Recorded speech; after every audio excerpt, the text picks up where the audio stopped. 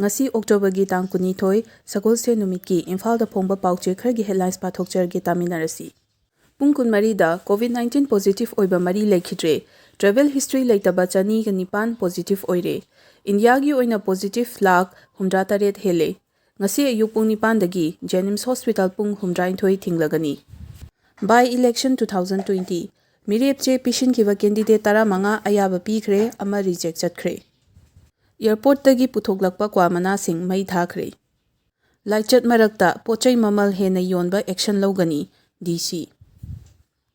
ADC Mikhal Pangthok tabagi achumna tang kuntaruk tagi pungni nipan interstate ban tawgadauri. District Police Headquarters singda Police Commemoration Day pangthokre. Naha laktare thabuk pigani wasakhiba BJP na naha singi yaiphanaba thaurang amata paikhate K Meghachandra. Manchester United na PSG bu amukhana maithibe pikhibada Rashford na thengna goal chankre. Royal Challenge Bangalore na Kolkata Knight Riders bu wicket nipanda chauna maithiba pikhre.